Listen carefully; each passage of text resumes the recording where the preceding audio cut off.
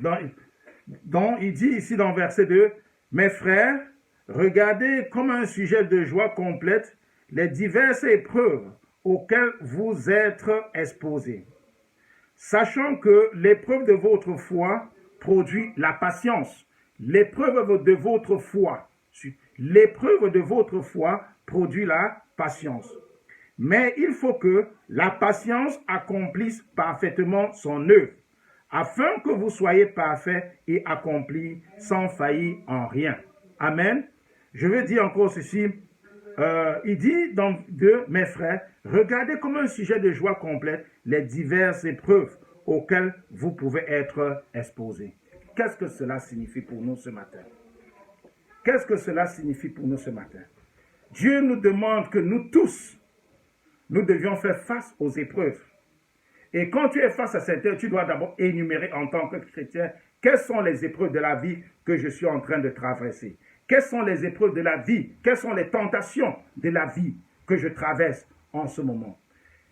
Avoir les épreuves, les tentations, les difficultés, c'est quelque chose que nous ne pouvons pas ignorer et nous ne pouvons pas oublier. Personne ne passe inaperçu dans ce domaine-là. Donc, ça affecte tout le monde. Ça affecte tout le monde. Ça affecte tout le monde, c'est-à-dire que tu sois chrétien, non chrétien, pasteur, prêtre, président, ministre, footballeur, quoi que ce soit ta position dans la société, tu dois toujours faire face aux épreuves. Mais quand nous regardons dans la Bible nous aide à comprendre mieux comment nous comporter face aux épreuves. Nous sommes tous amenés à combattre. Nous sommes tous amenés à combattre devant les difficultés.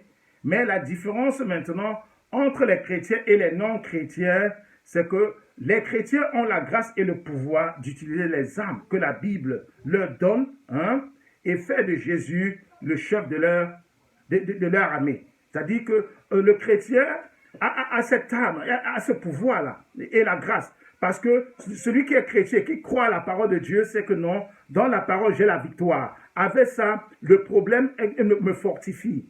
Mais aujourd'hui, le but, c'est d'amener cela, de comprendre comment faire. Mais nous regardons souvent d'abord notre être humain, la chair humaine.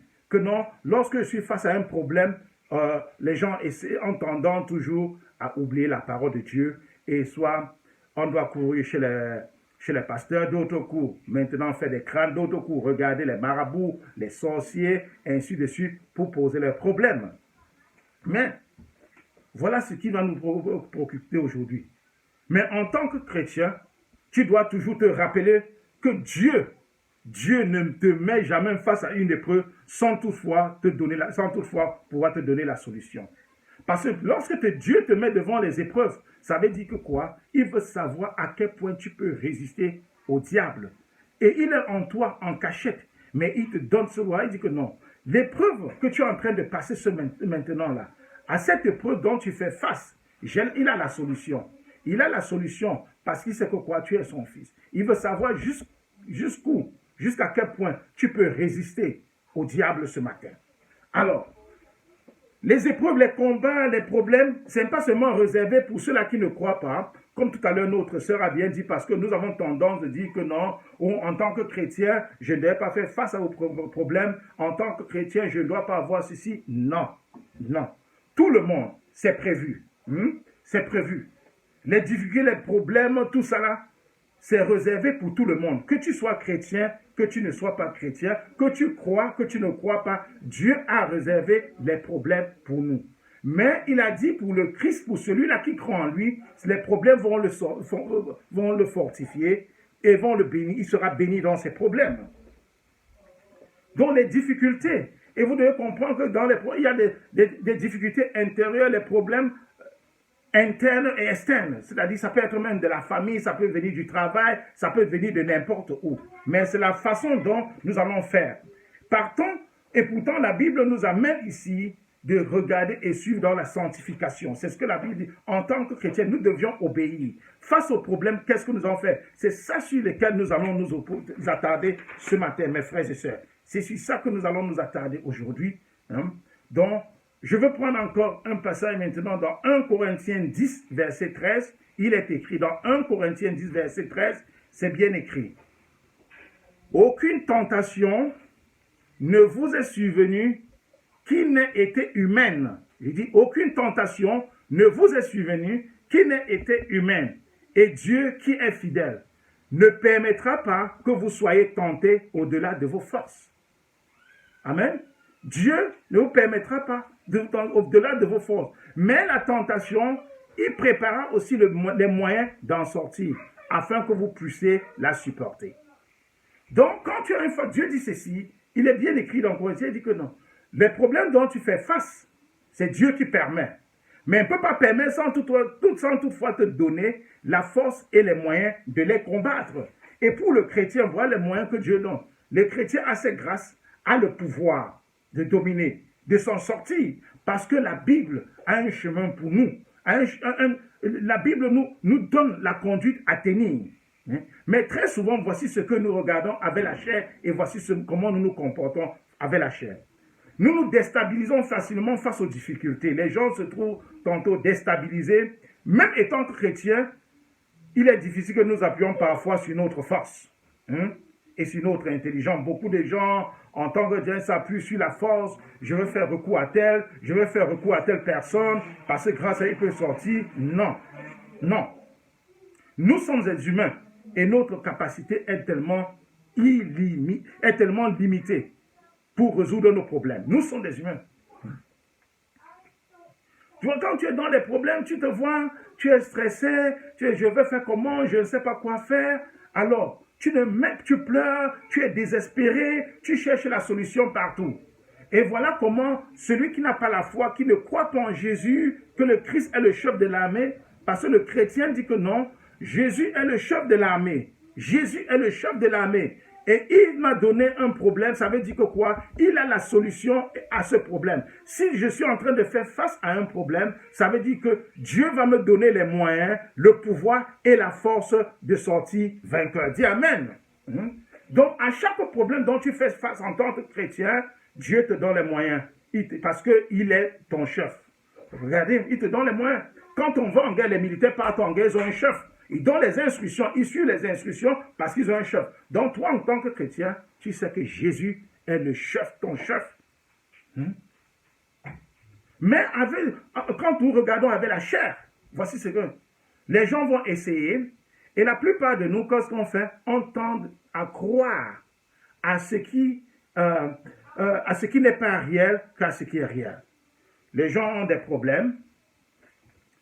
Que de prier, que de regarder la parole de Dieu, on a tendance à aller chez les marabouts ou bien chercher les pasteurs pour prophétiser en disant que oui, tu es malade, c'est grâce à telle personne, c'est grâce à ceci, ou le marabout te dit, la grand-mère, ça crée toute une zizanie dans la famille, c'est le voisin, ça crée ceci, parce que tu n'as pas confiance en Dieu. Tu essaies tous les voies, ça échoue. Tu te concentres partout, tout est échoué. Mais voici ce que la Bible nous demande. La Bible nous dit, nous devions rester calmes et laisser Dieu être au contrôle de nos problèmes. Nous devions rester calmes et laisser que Dieu soit au contrôle de nos problèmes. Parce qu'il est écrit, dit, je veux repasser votre cœur, car ce que Dieu vous donne, c'est de l'espérance. Les bontés de l'Éternel ne sont pas épuisées. Les bontés de l'Éternel ne sont pas épuisées, ses compassions ne sont pas là à leur terme. Elles se renouvellent chaque matin. Les compassions de Dieu se renouvellent chaque matin. Et que ta fidélité est grande. La fidélité de qui? De Dieu. Donc, bien-aimé mon frère, ma soeur, toi qui me suis ce matin, si actuellement tu es submergé par des problèmes et que tu es en train de penser à différentes solutions. Non. Je ne sais pas tes problèmes. Ça peut être un problème financier, ça peut être un problème au travail, ça peut être un problème de maladie, Tu n'as pas cette force-là. Tu n'as pas cette force. Dieu te demande de rester calme et de lui laisser le contrôle. Dieu te demande de rester calme. Dans de telles situations, Dieu souhaite vraiment que tu te tournes vers lui. Il est temps que tu te tournes vers le Seigneur. Il va t'offrir son soutien inconditionnel auquel tu pourras compter tous les jours de ta vie. Dieu va te dire, non, oui, viens, fais ceci. Ses bontés ne sont pas à leur terme. Et son amour pour toi se renouvelle chaque jour. Ses bontés en toi se renouvellent chaque jour. Alors, quand tu sens que tu es en train de perdre le contrôle et que toute ta vie est en train de chambouler, souviens-toi toujours. David a fait quoi? Dieu a fait quoi? Dieu a aidé David à combattre qui? Goliath. Alors que ce premier n'avait que ça fourbe comme arme. Dieu a supporté Goliath. David, il avait supporté David à combattre Goliath. C'était qui? Celui-là, un géant qui terrorisait tout le monde, tout le pays. Mais David, le roi, il a combattu Goliath. Il est sorti vainqueur. Il est vainqueur. Donc, et quand tu regardes dans Daniel aussi, tu te rends compte aussi que dans Daniel, Dieu aussi a sauvé, qui ne connaît pas l'histoire de Daniel, avait sauvé Daniel contre le lion, où Daniel, le roi, dans le pays, on avait imposé de prier contre le Dieu Darius, mais Daniel a préféré prier le Dieu d'Israël, le vrai Dieu. Il a mis sa confiance en Dieu. C'est ainsi qu'on a comploté contre lui et on a pris Daniel, on a jeté dans la fosse pour être dévoré par le lion. Et qu'est-ce qui est arrivé? Les lions regardaient Daniel et Daniel les regardait. Rien n'est arrivé à Daniel. Je dis dans la fosse, là où se trouvaient les lions. Donc, toi qui es en train de passer tellement de problèmes, je ne sais pas, ça peut être financier, échec, humiliation, solitude, paix, n'importe quoi. Mets ta confiance en Dieu et ne t'inquiète pas. S'il est venu au secours de Daniel, s'il a fait que David a battu Goliath et que Daniel n'a pas été dévoré par le lion, il pourra venir aussi à ton aide. Il pourra venir aussi sortir de ton problème. Mais si tu mets ta confiance en lui. Car il est écrit dans Exode, demeure tranquille, car l'Éternel combattra pour toi dans tes épreuves. Demeure tranquille. Demeure tranquille, car l'Éternel combattra pour toi dans les épreuves. Donc tu dois savoir qu'il n'y a pas de grands problèmes ni de petits problèmes. Il n'y a pas de grands problèmes ni de petits problèmes que Dieu ne peut pas résoudre. Et pourquoi tu dois donc paniquer? Pourquoi tu dois paniquer donc quand tu es face au problème? Il n'y a pas de petits ni de grands. Dieu t'a promis de résoudre tes problèmes si tu mets ta confiance en lui. Parce que s'il a pu, n'est-ce pas, sauver Daniel, qui a cru en lui, a refusé aux gens de ce monde de prier un autre Dieu. Et Daniel lui a fait confiance en priant le Dieu d'Israël. On prend Daniel, on jette dans la fosse pour être dévoré par le lion. Dieu l'a sorti. Amen. Dieu l'a fait sortir. Sain et sauf. Il n'a pas été dévoré. Donc toi, mon frère, mets-toi dans la position de Daniel et dis ce matin, je serai comme Daniel. Je mets ma confiance en Dieu. Dieu va me sauver. Il va me sortir dans ces épreuves que je suis en train de faire face. Parce qu'il dit dans son psaume, invoque-moi le jour de la détresse et je te délivrerai. Invoque-moi, le Seigneur dit, invoque-moi le jour de la détresse et je te délivrerai. Donc le Seigneur est la solution à nos problèmes. Mais lorsque le Seigneur dit, invoque-moi, il voudrait que quoi? Tu le pries et tu le supplies. Tu le pries et tu le supplies. Donc cependant, avant que Dieu ne puisse agir, Dieu te demande d'abord, tu dois adopter une certaine attitude. Avant qu'il ne puisse agir pour toi, il y a certaines attitudes que Dieu doit te demander d'adopter. Parce qu'il faut que tu rencontres Dieu, tu cherches à connaître Dieu, tu mets sa parole en pratique. Imagine-toi que tu es dans la communauté, dans la société, tu connais quelqu'un qui a des problèmes financiers, ainsi de suite, mais tu as les moyens. Tu ne peux pas l'aider. S'il ne t'approche pas, tu sais bien, celui-ci est en train de faire face à des difficultés financières. Mais Tu ne peux pas aller sans lui dire que bon, voilà de l'argent, voilà ce que tu en as besoin, s'il ne t'approche pas. C'est de la même façon que Dieu nous dit, approche-moi avec tes problèmes. Approche-moi alors. Donc Dieu nous demande, n'hésite jamais de poser ton problème devant lui. Et une fois quand tu poses ton problème, tu dois commencer à prier. Prier. C'est un peu comme ça que Dieu veut. Parce que dans Philippiens, quand il nous dit ceci, ne vous inquiétez de rien, mais en tout chose, faites connaître nos besoins à Dieu. Par des prières, des supplications, avec des actions de grâce.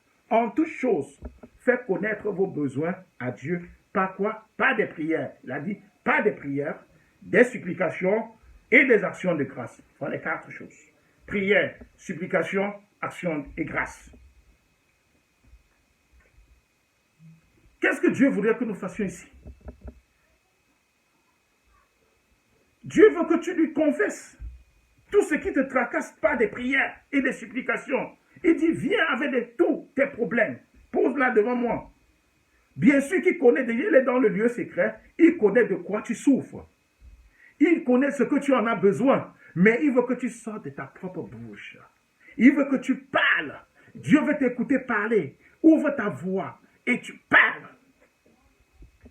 Parce qu'il dit ceci, quand tu parles, Dieu écoute. C'est quoi, il y a un chant qui dit, il a promis d'être avec nous. Je m'accroche à lui. Il a promis d'être avec moi. Sa fidélité durera toujours. Sa fidélité durera toujours. Dieu ici a promis d'être avec qui? Avec toi. Et tu dois faire quoi? T'accrocher sur lui. Sa fidélité, ce n'est pas pour un jour. Sa fidélité, ce n'est pas pour 2 jours, ni pour 1 semaine, ni pour 1 an. Sa fidélité est pour toujours. La fidélité de Dieu. Donc, si tu mets ta confiance, tu sais que Dieu est avec toi. Reste fidèle à Dieu.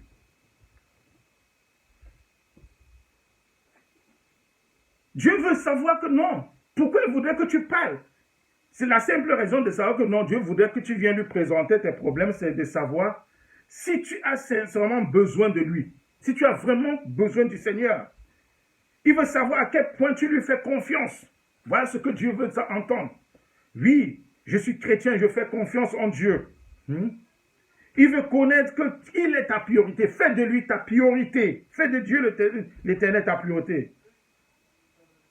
Donc, alors, avant d'aller chercher les aides par-ci, par-là, ainsi de suite, fais de Dieu ta priorité.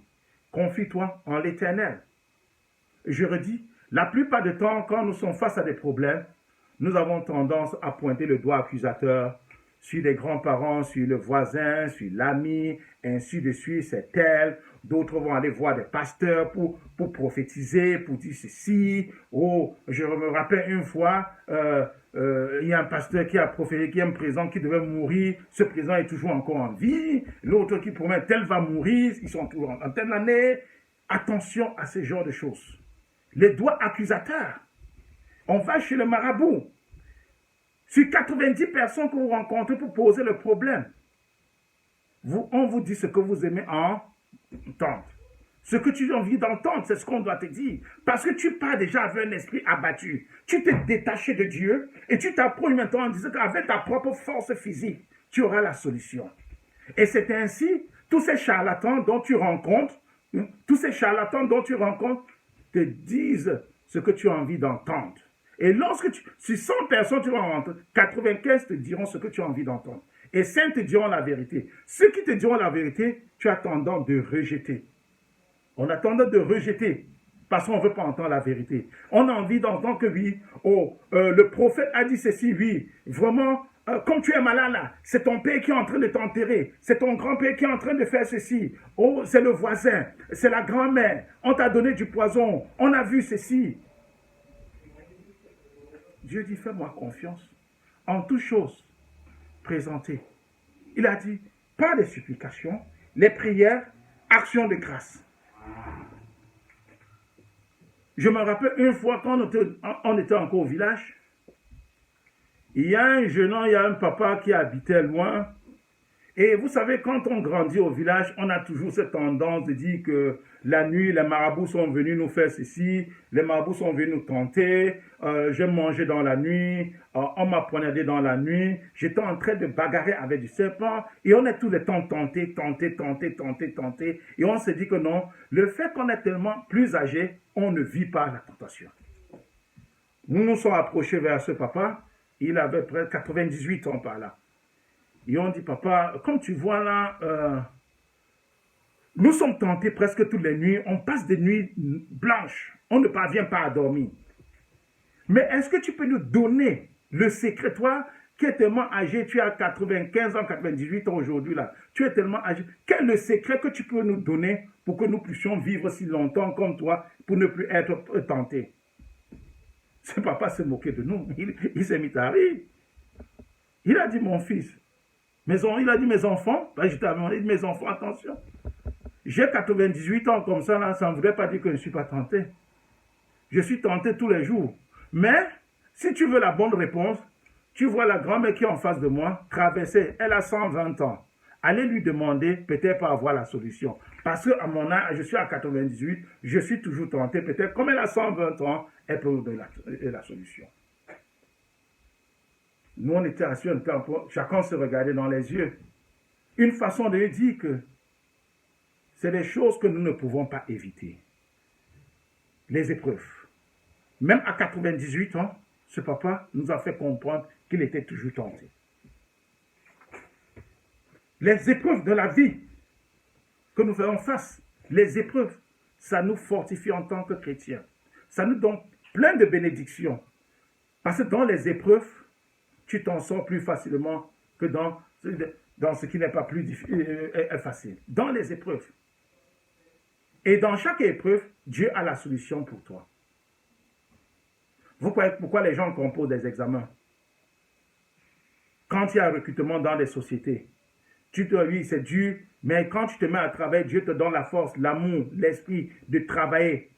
On te propulse. On te propulse. Dieu te donne ses forces de travailler. Dieu te donne ses forces de résister. Donc, les épreuves nous permettent de nous fortifier. Les épreuves nous permettent de nous rendre plus intelligents. Les épreuves nous permettent, c'est une leçon à apprendre. Et nous devions nous approcher vers Dieu pour comprendre cela. Et comme on a dit ici, il dit, l'Éternel nous dit, oui, en toute chose, faites vos besoins connaître à Dieu, par des prières, des supplications et des actions de grâce. Alors, Dieu voudrait que oui, même dans ta situation, tu dois être reconnaissant. Dieu voudrait. Même dans les épreuves, tu dois rester reconnaissant.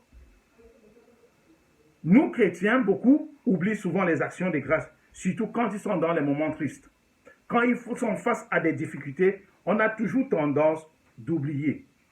Mais Dieu nous appelle à faire des actions de grâce, même dans nos propres difficultés, dans la vie. Il le sait, parce qu'il dit, rendez grâce en toutes choses, car c'est à votre égard la volonté de Dieu en vous. Donc c'est un test que Dieu met. C'est un test de foi que le Seigneur te met devant. Pour voir. Ils disent, en effet, le plus grand test de foi, c'est quand tu n'obtiens pas ce que tu veux, mais que tu continues de remercier le Seigneur. Voilà le test. Face à un problème, tu dis oui. Alors, oui, je ne parviens pas. C'est un test que Dieu te met.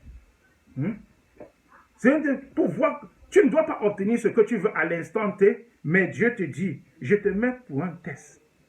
Pour continuer à résister. Pour continuer à remercier Dieu. Donc, dans les problèmes, tu dois aussi remercier le Seigneur. Parce qu'il te fortifie dans ces problèmes et il te donne plein de bénédictions. Il te donne la force et le pouvoir de sortir vainqueur. Mais pour sortir vainqueur, il dit, tu es déjà sorti vainqueur. Non, il te dit, voilà le pouvoir que je te donne. Tu as ceci, Tu as ma parole. Fais confiance. Présente-les. Supplie. Prie et fais les actions de grâce. Sois reconnaissant. Paye ta dîme. Remercie le Seigneur même dans les difficultés. Remercie le Seigneur. Continue à te réjouir parce que c'est lui qui t'a donné le souffle de vie. Continue à te réjouir. Dis Seigneur, merci. Pourquoi les difficultés? C'est la raison pour laquelle Dieu, quand il dit, tu dois être content, pourquoi? Parce que c'est quoi nous avons, on ne passera pas tout le temps à rire. Il y aura des moments aussi de pleurs. C'est quoi nous avons le soleil et la pluie, les beaux temps et les mauvais temps. Nous avons le jour et la nuit. C'est pourquoi nous, en tant que chrétiens, dans le péché ou bien les difficultés que nous rencontrons dans la vie, nous permet de fortifier notre foi avec Jésus-Christ. Nous permet de sortir vainqueurs parce que Dieu nous donne les moyens de nous en sortir vainqueurs. Dis, mes pensées ne sont pas vos pensées. L'Éternel t'appelle, que viens et tu te supplies. L'Éternel est mon partage, dit mon âme. C'est pourquoi je vais espérer en lui. Espère en l'Éternel. Espère en l'Éternel. Alors, mes bien-aimés, à chaque fois que tu te sens que tu es en train de te décrouler dans des problèmes, Dieu, par ce message, t'appelle de ne plus paniquer. Dieu te dit ne panique plus ce matin. Toi qui es en train de faire face à des difficultés dont je ne connais pas, ça peut être des difficultés financières, du travail, famille, quelles que soient les difficultés. Aujourd'hui, par ce message, Dieu t'appelle de ne plus paniquer. Ne panique pas. Parce que, imaginez souvent, quand les gens, nous sommes dans une société où les gens disent que je connais tel, quand nous avons tel problème, je connais, plus particulièrement dans le monde africain, on ne veut pas suivre la procédure normale, en attendant tout de dire, je connais tel, je vais appeler un coup de fil, ça sera résolu, ou un président de la République, on veut te protéger quand dans les problèmes et te soutenir. Comment tu vas te sentir? Tu te sens à l'aise. Donc, quand tu sais que Dieu, le président de la République, là, il va intervenir pour moi, tu as une joie. Tu sautes. Le ministre, j'ai appelé le ministre de la Défense. Comme je vais à la cour, là, je serai libéré. Donc, c'est la même chose que Dieu t'appelle. Que présente tes problèmes devant moi. Tu ne dois pas paniquer. Toi qui me suis ce matin, ne panique plus. Dis, le Seigneur est ma solution. S'il me fait en train de passer des problèmes, des moments difficiles, ça veut dire qu'il me donnera aussi les moyens pour pouvoir m'en sortir. Dieu ne fait rien pour rien. Lorsqu'il te met devant les situations, il te donne aussi les moyens pour pouvoir t'en sortir. Car c'est lui le créateur de l'univers. Il veut te protéger du mal. Et surtout, il souhaite que tu sois heureux. Il veut te protéger du mal. Il veut que tu sois heureux. C'est le seul unique. Rien. Seul que Dieu que tu as. Donc, bien-aimé, désormais, si tu sais que tu fais face à des problèmes, que tu traverses des moments difficiles, ne désespère jamais. Garde le sourire, détends-toi et relaxe-toi. Fais en sorte que tes problèmes deviennent pour toi la joie. Relaxe. Fais de sorte que les problèmes deviennent pour toi la joie. Ne te concentre plus sur tes problèmes. Concentre-toi sur Dieu. Ne te concentre-toi plus sur les marabouts. Concentre-toi sur Dieu. Ne te concentre plus, toi, sur le pasteur. Le pasteur te donne plutôt l'évangile, mais concentre-toi sur la parole de Dieu et sur sa capacité divine. Voilà les choses que tu dois te concentrer. Dis-toi qu'il peut tout et qu'il te sauvera. Garde la tête haute et sois heureux, quoi qu'il se passe. Retiens, il y a plus de bénédictions dans les épreuves et plus de leçons à apprendre. Il y a plus de bénédictions dans les épreuves et plus de leçons à apprendre. Et Dieu nous bénit et il nous met face aux épreuves. Toi qui m'as suivi ce matin, si tu es en train de passer des moments difficiles pour clôturer, dis-toi aujourd'hui, Seigneur, je te présente mes problèmes. Si je suis en train de faire face à des problèmes en ce moment, je sais qu'avec toi, tu me donneras la solution. Je sais qu'avec toi, je ne serai pas déçu.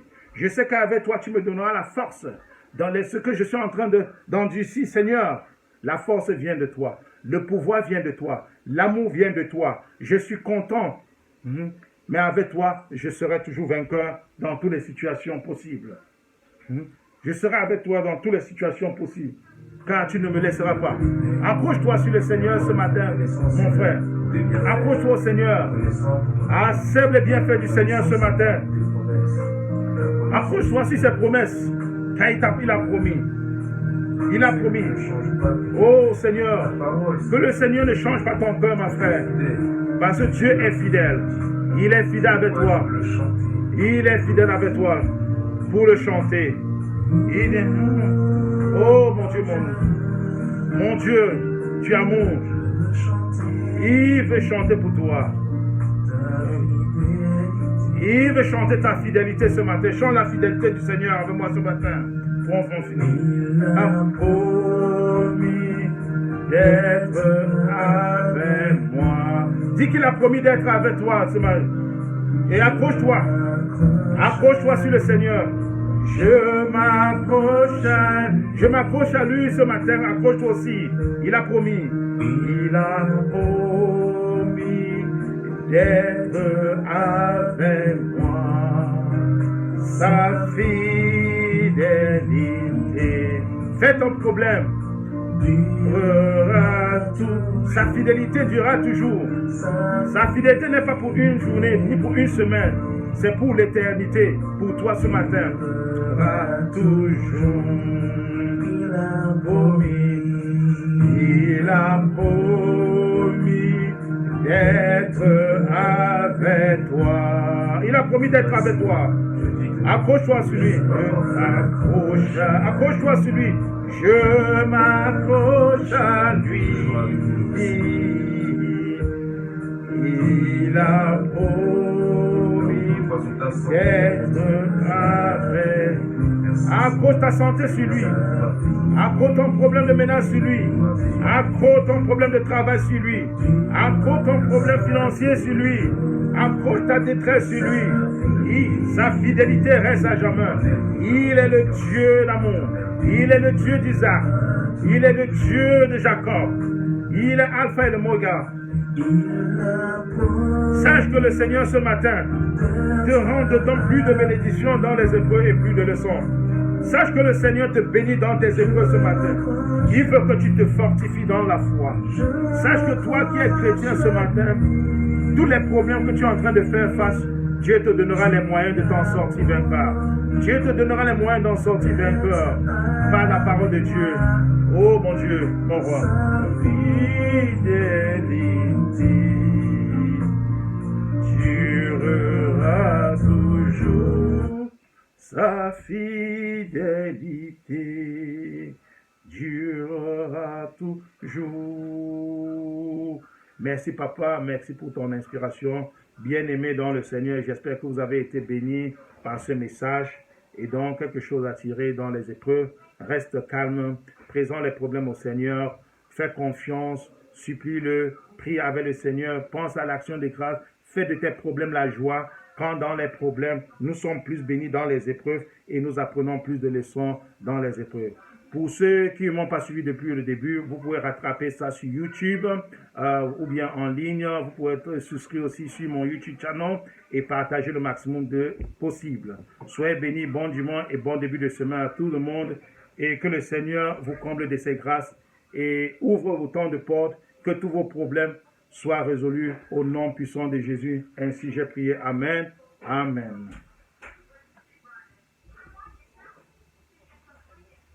Oui, tu es bon. Dieu, tu es bon. Dieu, tu es merveilleux, Seigneur. Tu es excellent. Excellent est ton nom. Excellent est ta force. Dieu, tu es merveilleux, Seigneur. Tu es excellent. Allez, bon dimanche et rendez-vous dimanche prochain, 10h30. Que le Seigneur vous bénisse, tous ceux qui m'ont suivi, et que votre dimanche soit vraiment, que ça vous ouvre beaucoup de portes et guérit tous ceux que vous avez comme problème aujourd'hui. Amen. Tu es bon.